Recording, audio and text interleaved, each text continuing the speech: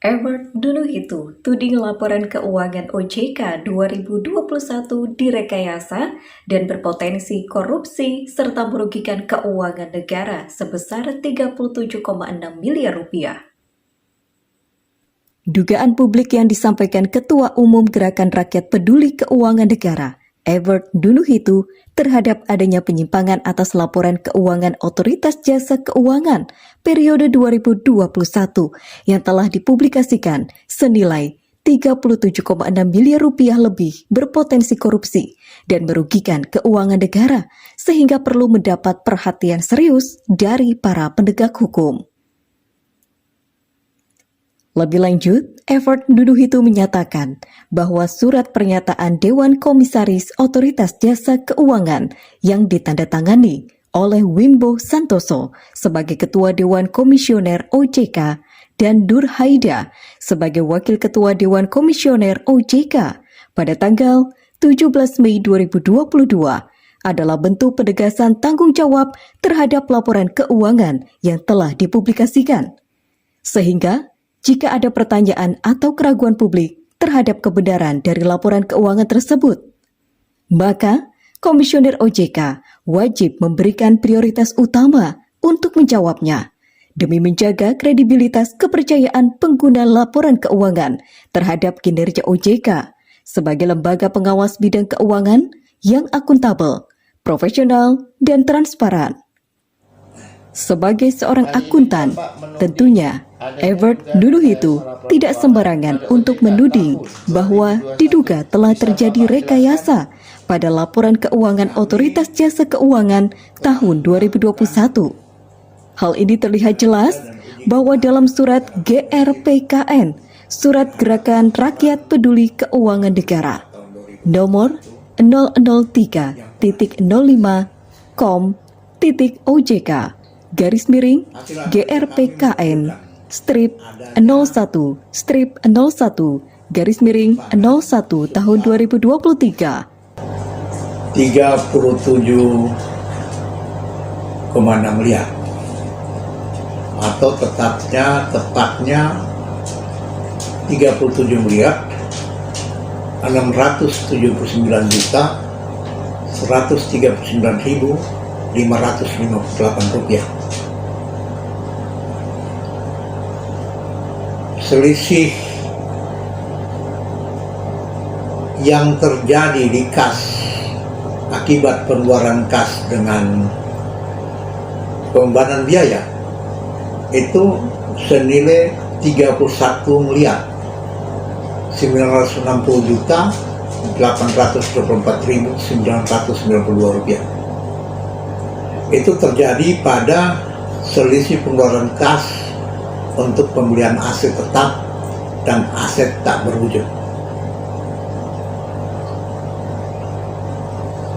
Sumber data yang dianalisis itu Bapak peroleh dari mana? Sumber data yang kami gunakan untuk analisa adalah hasil laporan keuangan OJK audited, laporan keuangan OJK yang telah dipublikasikan,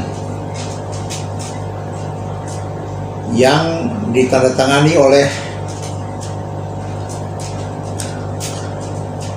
Dewan Komisioner, Ketua Dewan Komisioner OJK dan wakilnya. Kalau nggak salah pada saat itu ditandatangani oleh Pak Wimbo Santoso sebagai Ketua Dewan Komisioner OJK dan Nur Haida sebagai Wakil Ketua Dewan Komisioner OJK pada tanggal 17 Mei 2022. Jadi itu sumber kami, tidak ada sumber lainnya. Apa yang dimaksud dengan penyimpangan atau rekayasa laporan keuangan? Penyimpangan atau rekayasa laporan keuangan itu adalah tindakan kejahatan yang dilakukan oleh profesional di bidang akuntansi keuangan, khususnya di bidang akuntansi keuangan, dengan cara memanipulir angka-angka dalam pos-pos laporan keuangan. Biasanya koreksi atas mutasi, atas beban biaya, beban penyusutan, sehingga laporan keuangan yang disajikan itu akan kelihatan wajar dan sulit sekali untuk diketahui oleh akuntan atau akuntan publik biasa, bukan akuntan profesional. Jadi rekayasa laporan keuangan ini hanya bisa dilakukan oleh seorang profesional di bidang akuntan. Seperti kami bisa membuktikan itu. Kami sangat yakin bisa membuktikan itu. Karena membuktikan rekayasa laporan keuangan itu sama dengan membuktikan adanya korupsi. Kalau KPK dikenal dengan OTT atau operasi tangkap tangan, artinya adanya barang bukti. Kalau pembuktian terhadap adanya suatu rekayasa atau penyimpangan laporan pada laporan keuangan itu dilakukan melalui satu kajian ilmiah, kajian analisis ilmiah, sehingga diperoleh angka-angka yang menunjukkan bahwa adanya pos-pos yang tidak terkoneksi dengan catatan pada laporan keuangan, adanya koreksi pada mutasi, seperti yang terjadi pada laporan keuangan OJK tahun 2021 yang kami sampaikan bahwa ada terjadi diselisih pengeluaran kas untuk pembelian aset tetap dan tak berwujud 31,9 miliar. Juga ada selisih penyediaan saldo akhir penyisian piutang yang disajikan di neraca dengan catatan pada laporan keuangan sebesar 148.723.000 sekian. Dan juga ada selisih penyisian piutang sebesar 5,5 miliar, 5.599.591.196 rupiah. Ini seperti begini, saya kasih contoh ini. Ada mutasi, ada catatan mutasi sebesar tadi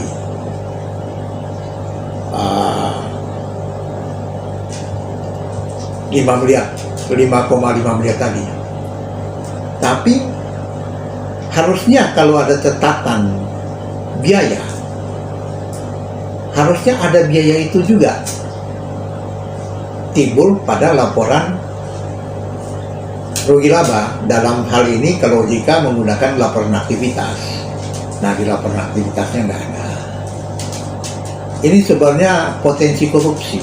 Saya menduga bahwa kalau OJK tidak melakukan klarifikasi, OJK membiarkan bahwa ada oknum-oknum dalam OJK yang bermain untuk kepentingan tertentu dalam membuat laporan keuangan. Dan ini seharusnya menjadi perhatian yang serius bagi aparat penegak hukum, karena OJK adalah lembaga institusi pengawas lembaga keuangan vital. Jadi sebenarnya tidak ada alasan yang masuk akal jika OJK tidak mau lakukan klarifikasi terhadap dugaan kami. Sebagai rakyat yang punya hak untuk mengetahui secara pasti pengelolaan uang negara, harusnya OJK memberikan klarifikasi, karena laporan itu dibuat oleh OJK dan untuk melakukan klarifikasi tidak perlu butuh waktu yang lama. laporan dibuat oleh OJK dalam tempo 1-2 jam pasti dapat dilakukan klarifikasi. Saya kira begitu. Bapak katakan bahwa penyimpangan atau rekayasa laporan keuangan berpotensi korupsi. Bisa Bapak jelaskan? Laporan penyimpangan atau rekayasa laporan keuangan berpotensi korupsi itu jelas sekali. Bahwa contoh ada kas keluar untuk pembelian barang atau sejenisnya, misalnya senilai 100.000. Ternyata pada catatan yang ada itu hanya 80.000. 20.000 ini nggak ada di mana-mana dicari. Nah, untuk rekayasa 20.000 ini bisa disembunyikan di banyak macam pos dalam laporan keuangan. Dalam biaya, dalam apapun bisa disembunyikan. Dihilangkan pakai jurnal juga bisa. Nah, ini model-model rekayasa laporan keuangan. Sehingga akhirnya nampak, loh kenapa 20.000-nya di mana? Atau dia bikin seolah-olah catatan itu ada lengkap sampai 100.000, tapi tidak muncul di rugi laba. Seharusnya setiap biaya, setiap pengeluaran itu harus tercatat di rugi laba. Itu contoh-contoh yang konkret. Maka saya katakan bahwa berpotensi korupsi. Rekayasa laporan keuangan atau penyimpangan itu, jika kita buktikan, itu berpotensi korupsi. Menurut Bapak sebagai institusi pengawas lembaga keuangan, OJK harus bertindak bagaimana dalam menanggapi tudingan adanya rekayasa laporan keuangannya? Kami berharap Dewan Komisioner OJK yang baru tahun 2022, periode 2022-2027 bersikap bijak dalam menanggapi ini, dalam menguji, melakukan bedah kasus bersama kami, atau melakukan klarifikasi terbuka, atau juga boleh mengundang kami diuji secara terbuka atau secara tertutup, sehingga kami dapat jelaskan di mana pos-pos yang kami tuding, kami duga telah terjadi rekayasa itu, cara menghitungnya bagaimana. Sekali lagi kami katakan bahwa kami sangat percaya diri untuk membuktikan itu. Tinggal bagaimana OJK, apakah OJK membuka diri sehingga tudingan dugaan terhadap rekayasa laporan keuangan di OJK ini tidak membuat gaduh di publik, tidak menimbulkan kegaduhan, dan berdampak pada anggapan tidak kompeten OJK sebagai lembaga pengawas keuangan. Saya kira demikian. Terima kasih.